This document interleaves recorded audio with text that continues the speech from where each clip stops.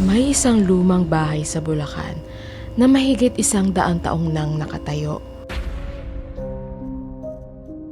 Ngunit sa paglipas ng panahon, unti-unting nakilala ito dahil sa mga kwentong hanggang ngayon ay hindi pa rin maipaliwanag. May nakita po akong babaeng nakaputi. Para siyang nakaluhod o hindi ko po alam kasi walang paay. May mga nagsasabing nakarinig sila ng mga yabag kahit wala namang ibang tao sa loob.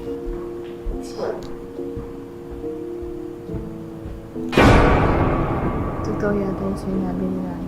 Dito na kami kinabahan dahil bago kami umakyat ay walang ni isang tao dito sa taas. May ilan ding nagsasabing tila may mga matang nakatingin mula sa madidilim na bahagi ng bahay.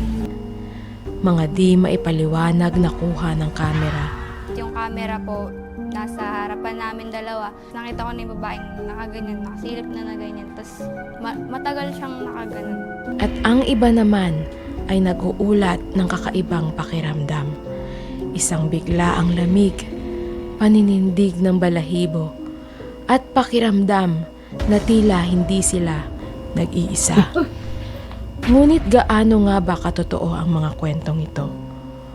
Mga katang-isip lamang ba ang mga ito na nabuo dahil sa edad at itsura ng mansyon?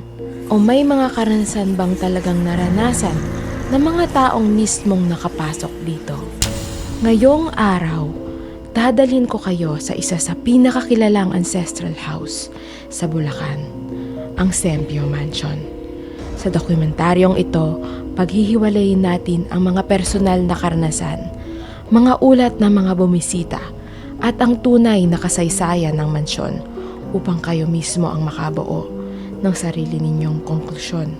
Isa ang Bulacan sa mga lalawigang may napakayamang kasaysayan. Dito matatagpuan ang maraming simbahan, lumang bahay, at mga pook na naging saksi sa mahalagang yugto ng ating bansa. Isa sa mga ito, ang Sempio Mansion sa San Miguel, Bulacan.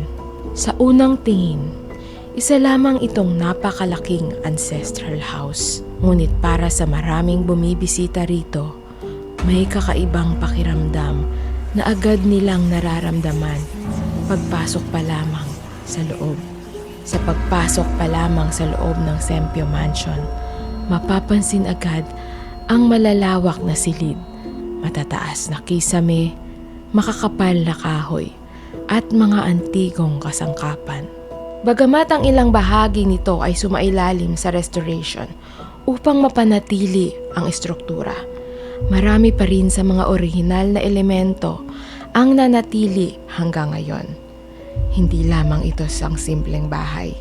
Isa itong buhay na alaala ng isang panahong ang Pilipinas ay dumaraan sa malalaking pagbabago.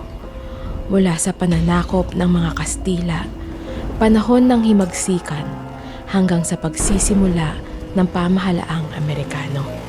Sa bawat kahoy na hagdan at bawat silid ng mansyon, makikita ang disenyo ng mga mayayamang bahay ng mga prinsipalya noong panahong iyon. At ito ang dahilan kung bakit mahalaga ang bahay, hindi lamang sa mga lokal na residente, kundi maging sa mga historiador at heritage advocates. Isa sa mga pinakakakaibang makikita sa loob ng Sempio Mansion ay ang mga napakalalaking rebulto ng 12 apostol at ni Jesus na bumubuo sa eksena ng Last Supper. Ang mga mukha pa nito ay nakuha pa sa Europa kung saan ito binili. Hindi ito ordinaryong dekorasyon. Sa loob ng maraming dekada, naging bahagi ang mga rebultong ito ng tradisyon ng mahal na araw sa San Miguel. Ayon sa mga heritage records, inilalabas ang mga ito tuwing Good Friday procession at isa ito sa mga ipinagmamalaki ng pamilya at ng buong komunidad. Dahil dito, hindi lamang ancestral house ang Sempio Mansion, isa rin itong tahanan ng mahalagang pamana ng pananampalataya at kultura ng bayan. Sa aming pagbisita sa Sempio Mansion, nakausap namin ang caretaker ng mansyon na si Ginang Estrella Barrios na 40 taon nang naninirahan sa ibabang bahagi ng bahay. Dahil sa maraming taon niyang pananatili rito, hindi na rin mabilang ang mga kwentong narinig niya at ang mga karanasang siya mismo ang nagsasabing nakasaksi. Ayon kay Aling Estrella, batay sa mga kwentong matagal nang umiikot sa lugar, minsan umanong nagsilbing himpilan o kuta ito ng mga sundalong Hapon noong panahon ng ikalawang digmaang pandaigdig. Sa mga kwentong ito, sinasabing maraming buhay na rin ang nawala sa loob at paligid ng mansyon noong panahong iyon. Ikinuwento rin niya na ayon sa mga naunang salaysay ng kanyang narinig, may isang katulong umano na pinaslang sa loob ng bahay. Maraming taon na ang nakalipas bago pa man siya ipinanganak. Ngunit para kay Aling Estrella, ang pinakamatinding dahilan kung bakit hindi mawala sa kanyang alaala ang Sempio Mansion ay dahil sa mga pangyayaring siya mismo ang nakaranas habang naninirahan siya sa ibaba ng bahay. Ayon sa kanya, may mga pagkakataong nakakarinig sila ng mga kakaibang tunog na nagmumula sa loob ng lumang bahay. Isa sa mga madalas nilang marinig ay ang mga tunog na tila may mga taong nakaupo sa magkakatabing silya sa sala. Para bang may biglang umuupo o gumagalaw sa mga kahoy na upuang magkakahilera kahit wala namang tao sa loob. Para lang sila may nakaupo lang dun. Tapos, dito sa may, di ba, salas yan? Doon na kayo meron sila dun. Tapos, di ba, may sila dito sa harap. Diyan daw, magtutugpo ka rin. Kung ano man ang tunay na pinagmulan ng mga tunog na ito, nananatili itong palaisipan para sa kanila. Ani pa niya, may mga pagkakataong malinaw nilang naririnig ang tunog ng may kumakatok mula sa itaas ng mansyon. Dito sa komedor na ito, makikita mo, minsan gumagalaw yung silya, may humihila. Pagtingin namin, wala naman. Isa sa mga pinakanatatandaan niyang pangyayari ay nang minsang magpakuha ng litrato ang kanyang apo sa loob ng mansyon. Habang tinitingnan nila ang larawan, napansin umano nilang may isang babaeng nakaputi na may mahaba at maitim na buhok. Ngunit ayon kay Aling Estrella, ang mas nakapanghihilakbot ay wala umano itong muka. Hindi nila ito napansin habang kinukunan ang larawan. Lumitaw lamang umano ito nang makita na nila mismo ang litrato. May isa pang karanasan ang hindi nila makakalimutan. Isang araw, napansin umano nilang may babaeng tila nakatayo sa likod ng refrigerator. Mula sa kanilang kinatatayuan, ulo lamang ang kanilang natatanaw. Bukod sa mga pangyayaring ito, ibinahagi rin ni Aling Estrella ang isang bagay na matagal na nilang nakasanayan. Araw-araw, pagsapit ng alas 5 hanggang alas 6 ng hapon, sinisigurado nilang nakabukas na ang ilaw sa kinaroroonan ng mga rebulto ng 12 apostoles. Ayon sa kanya, tila mas payapa ang paligid kapag maliwanag ang bahaging iyon ng mansyon. Ngunit kapag naiwan itong madilim, may mga pagkakataon umanong nakaririnig sila ng mga yabag sa loob ng bahay. Kung minsan, ang tunog ng kanilang naririnig ay tila may taong naglalakad habang may nihila o suot na mabibigat na kadena. Bilang bahagi ng aming dokumentaryo, personal naming pinuntahan ang Sempio Mansion upang makita kung ano nga ba ang tunay na kalagayan ng lugar. Ang layunin namin ay mag-obserba at idokumento ang aming magiging karanasan. Habang nasa loob kami ng mansyon, may ilang pagkakataong pareho naming naririnig ni Jasklyn ang tila tunog ng mga yabag. Huminto kami at sinubukang tukuyin kung saan nanggagaling ang mga ito. Sinuri namin ang paligid. Ngunit sa mga sandaling iyon, wala kaming nakita o nakasabay na ibang tao. Isa pa sa mga naitala ng aming kamera ay ang pagdaan ng isang maliit na puting bilog na lumulutang sa frame. Marami ang tatawag dito bilang isang orb. Ngunit gaya ng nabanggit namin kanina, maaari rin itong may natural na paliwanag gaya ng alikabok, moisture o maliit na insektong tumama sa ilaw ng aming kamera. Hindi namin ito ipinakita bilang patunay ng paranormal. Bahagi lamang ito ng aktwal na naitala ng aming kamera. Habang nire-review namin ng lahat ng footage, napansin naming may ilang video clips na kumpleto ang larawan, ngunit wala ng audio.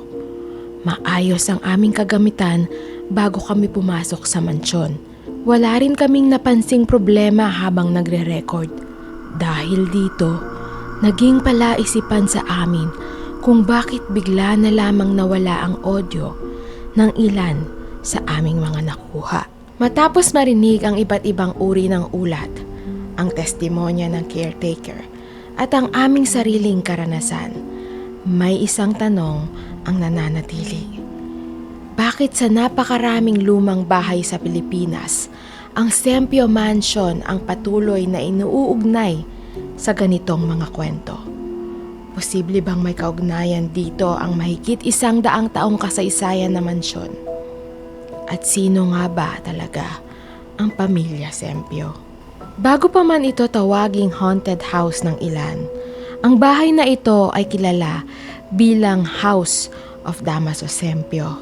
Ayon sa mga heritage records ng San Miguel, Bulacan, ang bahay ay pag-aari ng mag-asawang Damaso Sempio at Crispina de Leon, na kapwa nagmula sa mga kilalang pamilya sa kanilang bayan. Ayon din sa mga tala, si Damaso Sempio ay pamangkin ni General Gregorio Sempio del Pilar, ang bayaning mas kilala bilang Hero of Tirad Pass. Dahil sa impluwensya at katayuan ng pamilya, naging isa ang kanilang tahanan sa mga pinakakilalang bahay sa San Miguel noong unang bahagi ng ika-20 siglo. Isa sa mga dahilan kung bakit naging makasaysayan ng bahay ay ang kaugnayan nito kay General Gregorio del Pilar. Ayon sa mga lokal na heritage account, minsan umanong nagpalipas ng gabi si General del Pilar sa bahay ng pamilya Sempio habang nasa kanyang paglalakbay bilang bahagi ng kampanya ng hukbong revolusyonaryo. Isa pang pangalan na iniuugnay sa Sempio Mansion ay si General Artemio Ricarte. Si Ricarte ay isa sa mga pangunahing pinuno ng himagsikan laban sa Espanya. Kilala siya sa pagtangging manumpa ng katapatan sa Estados Unidos matapos ang digmaan. Dahilan upang mamuhay siya sa pagpapatapon sa Japan sa loob ng maraming taon.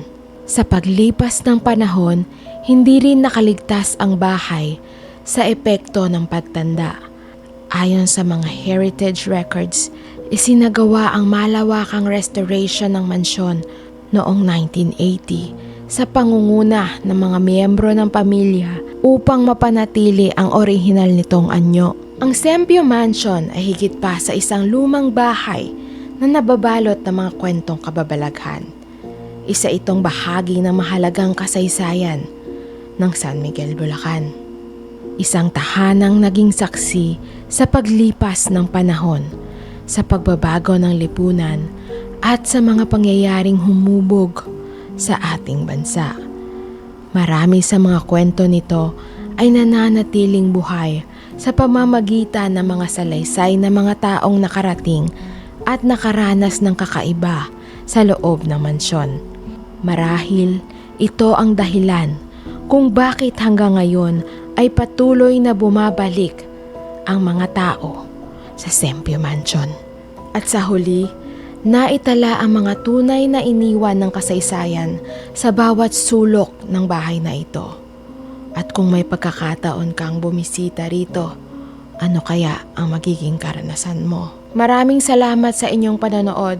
Kung nagustuhan nyo ang dokumentaryong ito at gusto nyo pang samahan kami sa pagtuklas ng iba't ibang misteryo at makasaysayang lugar, i-like ang video at mag-subscribe sa channel na ito, Docu Dayan. Huwag din kalimutang i-click ang notification bell para hindi mo ma-miss ang susunod na video. Ako si Dayan at magkita-kita tayo sa mga susunod na kwentong hanggang ngayon ay nananatiling misteryo.